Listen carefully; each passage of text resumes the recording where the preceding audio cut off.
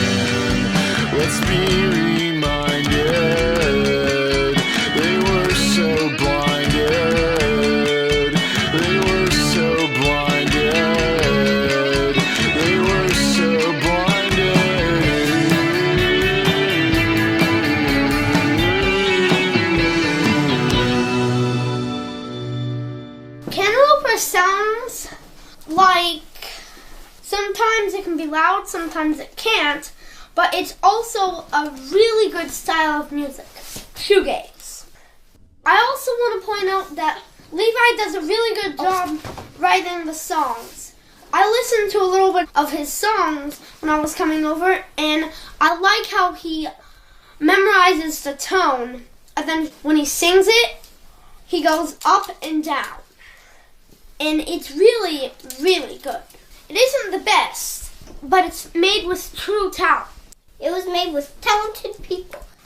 The reason why you would like to buy Cantalouper's record instead of some other record is because Cantalouper inspires people with country rock. I think I'm going to fall asleep now. I love that. Those two young music fans gave a way better introduction to tonight's artist than I could ever do. And you also heard Polygamy from the new Cantalouper EP, Rounding Error. I'm Dave Hawkins, and you found The Antidote. I've long been a fan of Cantalouper, so it was great that I had a chance to see Levi Dolan, the frontman of Cantalouper, doing a solo set at this summer's Audio Feed Festival. And since The Antidote airs music from artists who come from a Christian worldview, I do want to point out that Levi no longer identifies as Christian. He told me that he's had a complicated past and sort of circles around Christianity. But with all that being said, the lyrical viewpoint of Cantalouper does reflect those Christian roots. Well, I'm sure you're going to enjoy our chat and the song Offspring. The Antidote is joined by Levi Dolan of Cantalouper. Great to have a chance to meet with you, Levi. Hey, it's good to talk to you, Dave. I'd like to hear more about the band name Cantalouper. I mean, this isn't some kind of fruit obsession, is it? No. The band name came from a short story that I wrote that was about a brother and sister that sell fruit by the side of the road, one of which being the cantaloupe.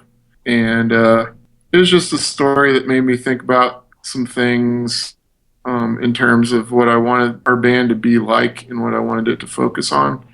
In the story, sister thinks it doesn't really matter that they're doing that because so many people have things to sell, so many people have things to offer. And the brother thinks it's important because that is the specific thing that they've grown and that they have to share. And for me, it was a way to remember that when you're making music, there's a part of you that might wonder how worth it is in terms of putting resources into it or how much it'll matter to people. There's part of you that wants to focus on the reception of it. But really, if it's something that you produce and something that you make and that's what you have to offer, then that's the justification for sharing it. And that's the reason that it matters to present it. And so I want to remember that with our band because it's something that, you know, you kind of circle around. Sometimes it's easy to know that. And sometimes you forget again because you're trying to see if what you're doing is, you know, sort of how it's being contextualized and how it's making a difference or lack thereof. And so it just came from working on that story. I guess that sort of raises the point is if you're creating music really for yourself or if you're creating just for others. Perhaps. I mean, to me, I feel like anybody that's creating things is going to, you know, hopefully have an element of personal satisfaction. But some of the things you do to present that result to other people has to do with assuming a certain value to it. And to justify that assumption for me has to do with that fact that if there's something you really care about and you know that, then it mattering to other people is certainly a really, really good thing. But presenting it and putting it out there is important if it is the thing you have there to put out. You know, I don't do a lot of other things like that. So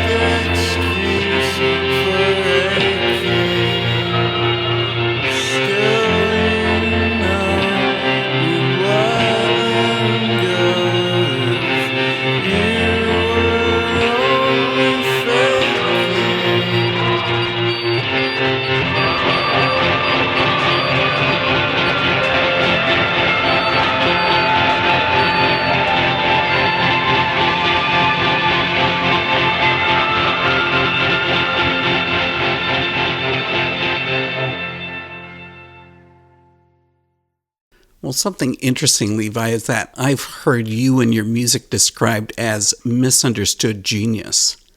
That's nice. Do you think that you find people are confused about what you're trying to get across in your music? I would say not too often. I'm just really happy when people listen to our music, and it's fun to have any kind of conversation about it for me. Certainly, I'm one of those people that goes over and over things in their mind. So I if people want to hear stories behind things, I probably have them, but I don't feel like being misunderstood is not something I'm real concerned about. Well, listen, I guess it's just the two of us here for this talk, Levi, but who else is involved with Cantalouper? So we've got a pretty steady lineup of my brother Andrew on keyboard, my friend Chuck on drums, and my friend Josh plays bass. On this tour we're going on, Andrew won't be with us, but for the recording, he still did some things on this EP. So, yeah, that's kind of our main setup. Yeah, I want to hear a little bit more about the new EP from Cantalouper, Rounding Error, and that dropped July 15th. That's a gorgeous release. And I don't know how to describe it except to say maybe it's more of a stripped down sound, but it's actually got a richer feel to it. Well, I'm happy that you got that out of listening to it. Certainly it was the turnaround from writing to recording was much shorter for us. And one of the goals I had was to do fewer guitar overdubs and really try to condense guitar ideas, and that might be part of what you were hearing. Yeah, we still kind of layered in the keys, and we're looking for ways to add dimension and add textural ideas, even though we're, by our standards, doing something pretty straight ahead. And how do you personally feel about Rounding Error? Is this the direction you sort of want to head as a band, or is this just a tryout? With this EP, it was looking at, we have some songs we'd like to get out a few more guitar hooks and, do another group of songs that maybe push us into a little bit more of the dreamy post-punky kind of territory we've been interested in. I envision the next Cantalouper release having a pretty different vibe in terms of the overall guitar approach. So this was maybe looking into intertwining guitar and bass hooks a little bit further. And yeah, I'm really happy with that aspect of it. Toy Friend from the new Cantalouper EP, Rounding Error.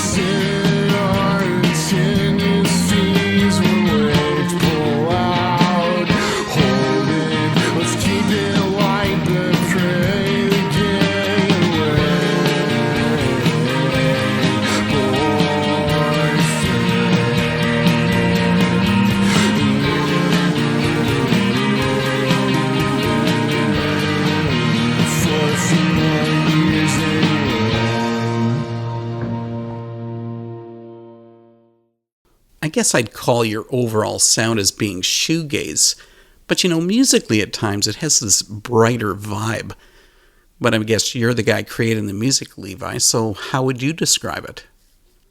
I definitely a very big fan of shoegaze, and I try to be honest to the fact that that's a big reference for me, but also we're from the Midwest and we're not on Creation Records in the 80s, so we want to have something that's honest to our point of view. So I sometimes think of it as a Midwest version of shoegaze, which for me usually means there's maybe a little more of what might be considered a singer-songwriter element at the core, but we still really like spacey and noisy sounds and layers built on top of that. So yeah, probably a pretty consistent idea has been you should be able to sit down and play a Cantalouper song on a guitar and it still sounds like it's a song, but we want to experiment with how we can do some kind of interesting textures on top of that. And see, I'd always thought of shoegaze as being a dead genre, but realistically, does any genre ever really die? Yeah, that's an interesting way to look at it for sure. Like I kind of felt like you several years ago, I didn't really know anybody else that was picking up these records a lot, but today it's really seeing a resurgence, and if anything, we're not shoegaze enough to keep up with the some of the hardcore fans that are into a certain aspect of that sound. And I'm really excited to be a fan of that genre at this point. It's just really cool to see a lot of those bands being remembered well, and new bands looking for new directions to take that sound. It's really cool. Well, talking with being a fan of a style, I was looking at your past tour schedule, and it had Cantalouper playing Starflyer Fest in Columbia early this year. You even recorded a cover of the song Red Tide from Starflyer 59.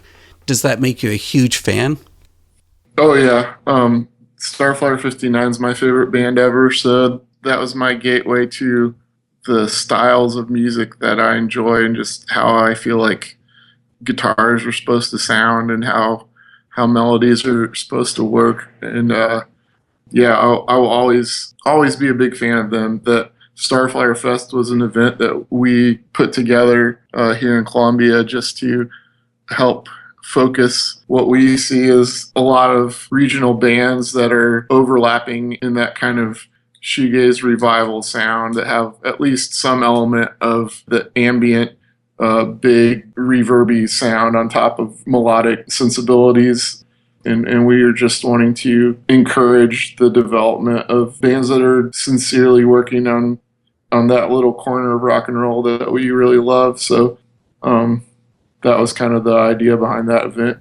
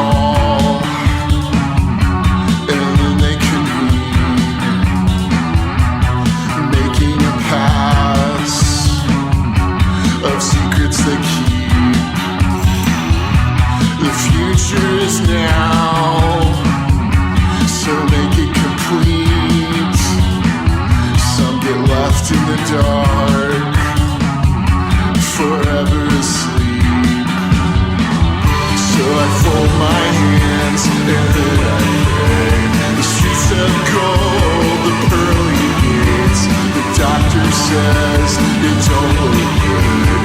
We all cried in the waiting room.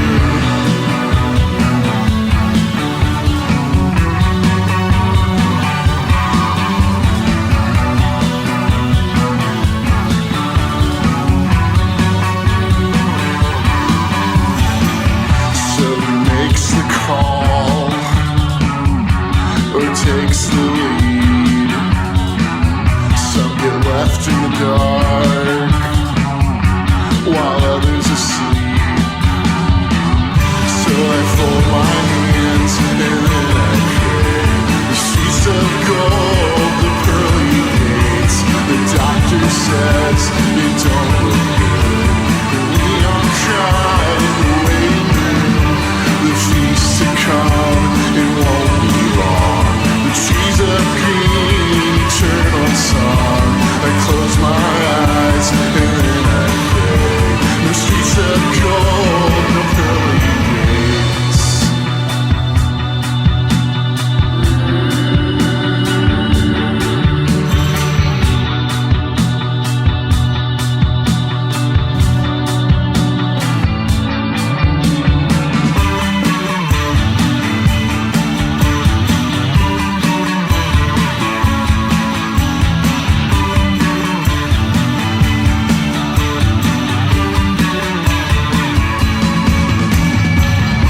The feast to come, it won't be long. The trees of green, eternal song. I close my eyes and then I pray. The streets of gold, no pearly gates. And we all cry in the waiting room.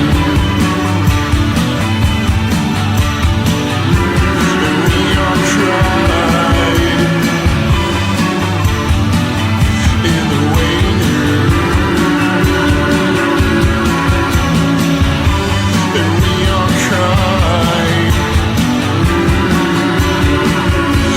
the waiting room. And we all cried in the waiting room. And we all cried in the waiting room.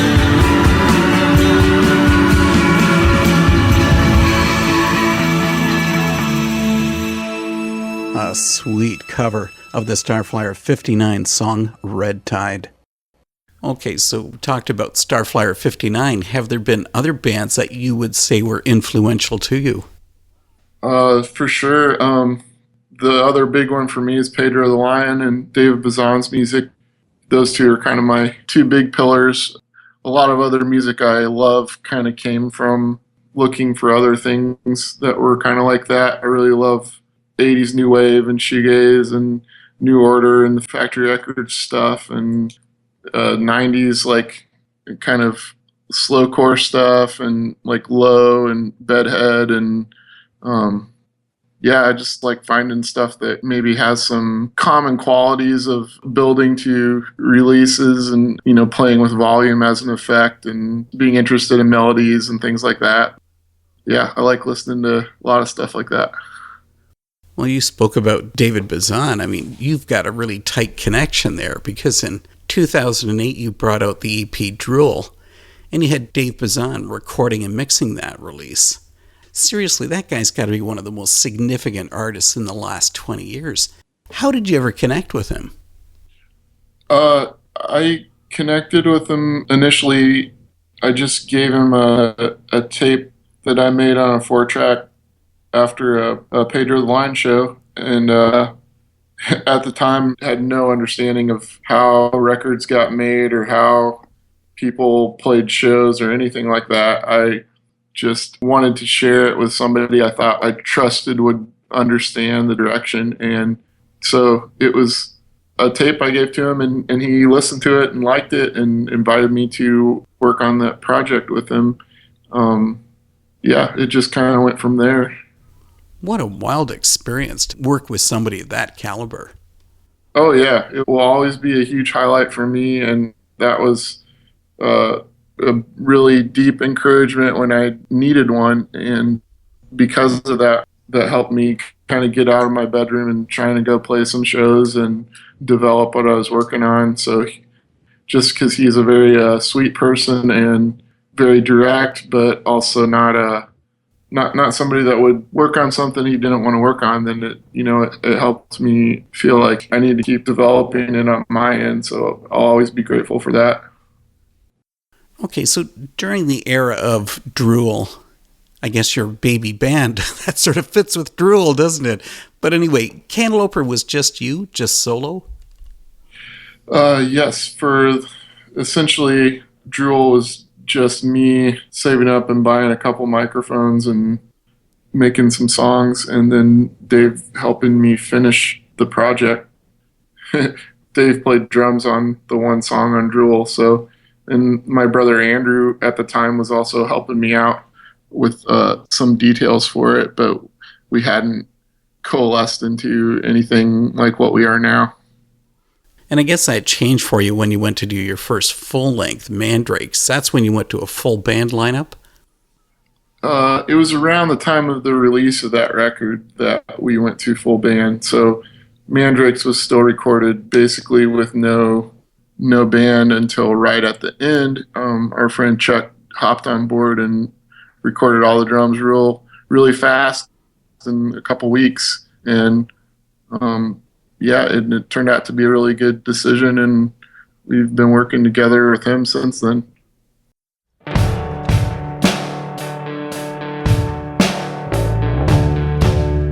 This is Levi Dolan from Cantalouper, and you're tuned in to The Antidote.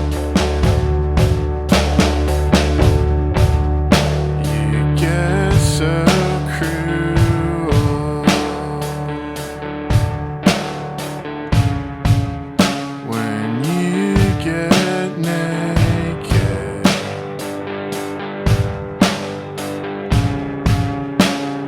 Without golden lights and rainy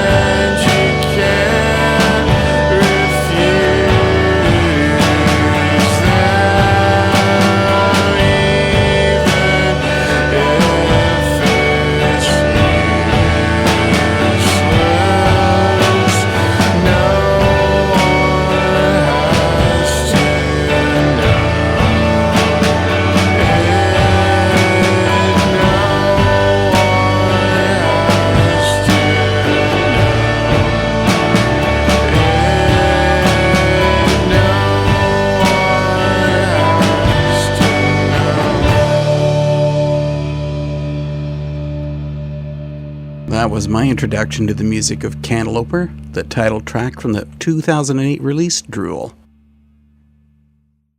Cantalouper had a pretty long stretch, 6 years between Mandrakes and last year's album Reproduction. Why the long wait? I guess that was a combination of different things. I think just really wanting to feel our band express a new level of sonic quality and characteristics was something that was not an easy path. So part of it was maybe just an artistic goal that we kind of had in our heads that we were working toward. Part of it was financially being able to convert those ideas into something that you could put on a record. Part of it was focusing on learning how to play shows and the time it took for us to start really gelling as a band. Part of it was just my own personal life, dealing with not being in a good place emotionally or mentally and having, a lot of time just struggling to do the work and to move on to the next thing. I'm happy with how it turned out, but it was a pretty long process. Well, I was really disappointed with Reproduction because Drool and Mandrakes both had these great cover art drawings from a kid. Uh-huh. And then Reproduction went all serious, and you've got a graphic of a sperm and egg. I think I'm still trying to get over that. It's giving me a bad time. But that was a change. Yeah, it was a change. I had that idea as a cover image, and originally Reproduction was going to be an EP and not an LP.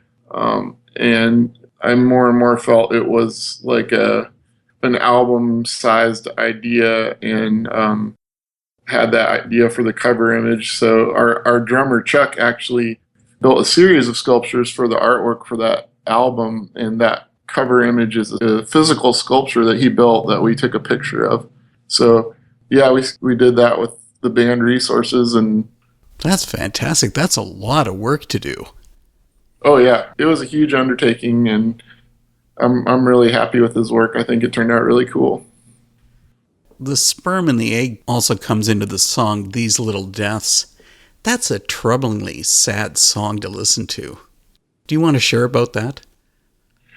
That was a song I worked on writing for quite a while. I do think it's a pretty important song in terms of the record, and maybe some thoughts I was working through. It's a pretty important song to me in terms of just trying to get through some internal trains of thought and conclusions, and yeah, it's one I think I do enjoy returning to. It's one of my favorite songs to play, I think. Does this mean that the music that you've been creating, like you're trying to find some form of resolution from it? I think the biggest resolution in music for me is when you have the idea of how to put a lyric or a word with a melody and fuse it together, and it seems to have a specific emotion attached to it, and just seeing that through to the end to where you feel like, yeah, that sort of got it. This thing I'm trying to put into words, or I'm trying to express, that to me is like the resolution that I'm looking for, I guess, is just that first little inkling that you have of there's this little ripple of something that I can't quite give a name to, and I can't quite define the limits. I want to hone it down and put something together to where I can look at it a little better. And that's to me the end result of having a recorded song and having something you can play, is just following that trail somewhere, and then it becomes a little, like a little snow globe, I think Jeff Mangum said once, or something where you can kind of look at it and see it for what it is a little better.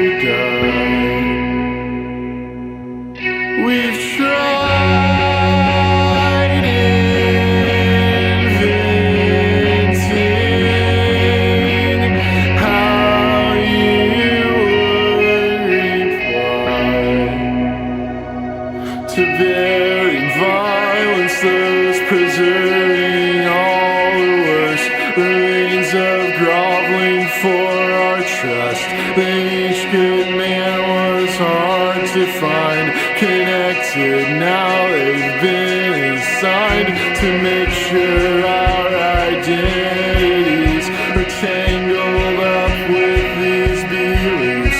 We must protect God's righteousness. It's no coincidence we're blessed with sperms all boiling towards the eggs, leaving masses, leaving dregs. The failure's all too numerous to fathom all these little deaths. Groups way too close, we need commands. So General will understand that there's a plan, that there's control. The truth itself was not the goal. So let's begin majestic tones of this desire that burns our bones, but not for being satisfied. It's just to keep us crucified.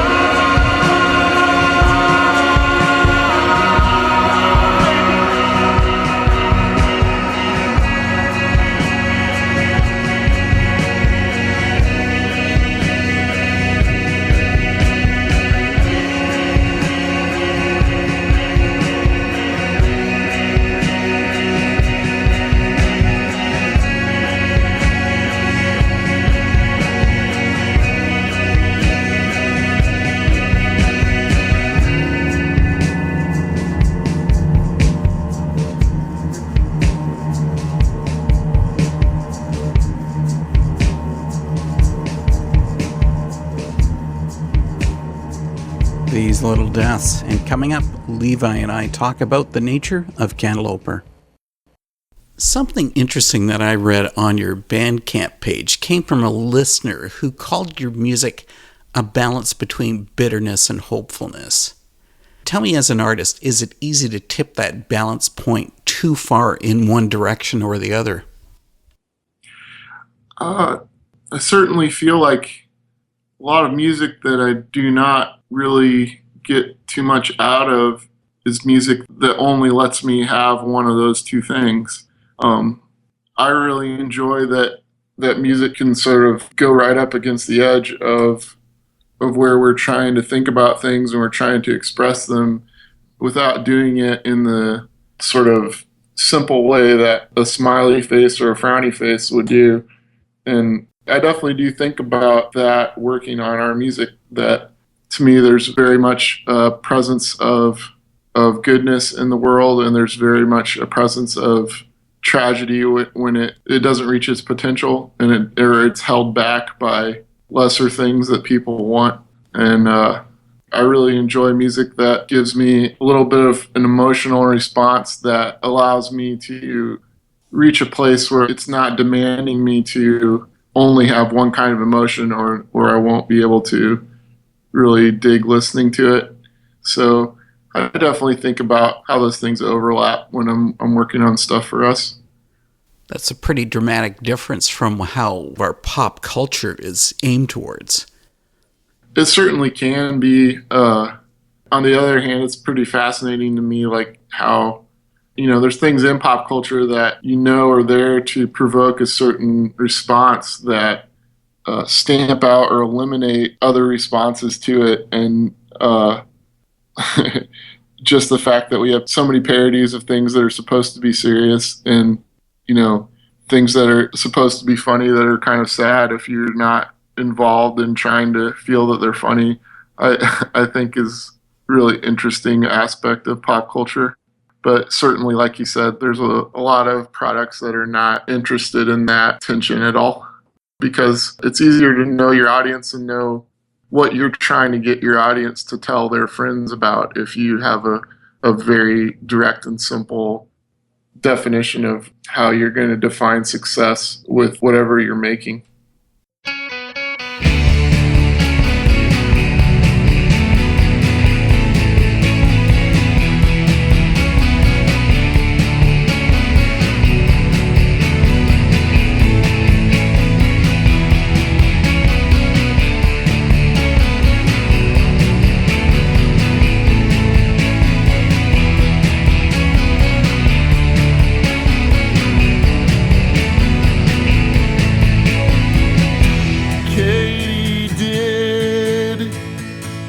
you're just a kid.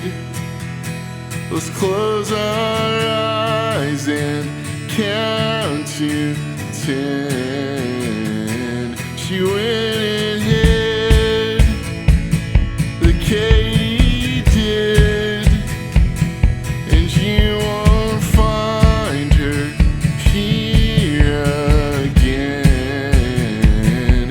So search the attics for the yearbook cards and letters. Better find her on the water, pitching past like screams of laughter as it's echoing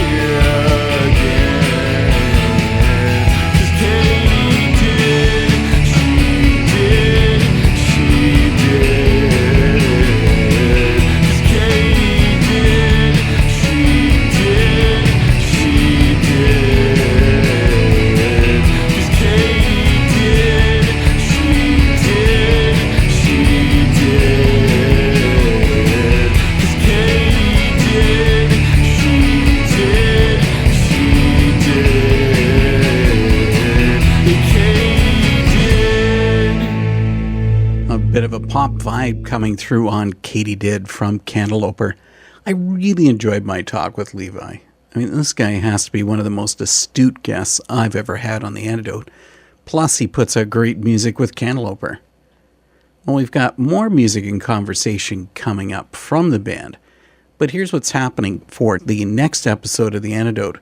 We're going to go really deep when we speak with Jared Storm from Forevermore about socio-cultural evolution found in the theory of spiral dynamics, which is the theme of the new Forevermore concept album, Integral.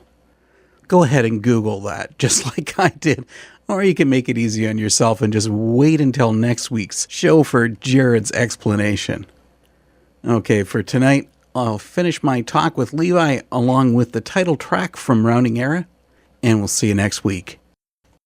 I want to hear a little bit more about the new release, about Rounding Error. Did you have a certain theme that you were trying to carry through on this? I guess some themes arose the more we worked on it. The song Rounding Error was partly coming from just thinking about how do we contextualize, being a band that's in 2016 putting out yet another record like everybody else is, and there's so many good records that come out that I really dig, but you also have to make peace with the fact that what you're making isn't necessarily going to reach farther beyond you and your friends. And, people that happen to run across it like you, and that's just part of the reality of not putting your record out with extensive promotional campaign or an extensive budget to get it placed in publications and things that will create a space for it in pop culture. But at the same time, the fact that there's many people with access to technology to allow them to make really developed recordings and developed art of all kinds, that's still a responsibility if that's where your heart is, and that's something you have to work on. So I don't know that there were a lot of going into it, a lot of ideas for themes to run through it, but I feel like some kind of came up the more we worked on it. Have you ever been disappointed as an artist not to have a greater response to your music, or are you content where it lies? I would say I'm not content in terms of trying to get our band to be a more sustainable method for presenting the work that we all do together. I'm quite content in terms of I'm very happy that I've met new people and that I have friends because of working on the projects that we've done. So there's a side to it where I'd say, oh man, I'd really like to see our band be a little more solvent and a little more of a thing that made sense in terms of getting back some of the resources we put out. But in terms of personal relationships and the good that's come to me personally from it, I'm very satisfied with it. Well, maybe now's the time just to give a plug for Cantalouper, how to find your music so that you can get some of those resources back.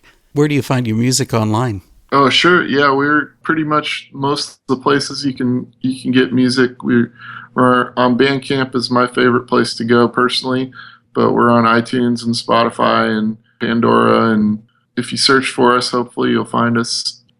Well, I really appreciate this talk, Levi, and thanks so much for coming on The Antidote. Dave, thanks for having us. And me specifically, I'm really glad that we could talk about the new release, and thanks for reaching out to us.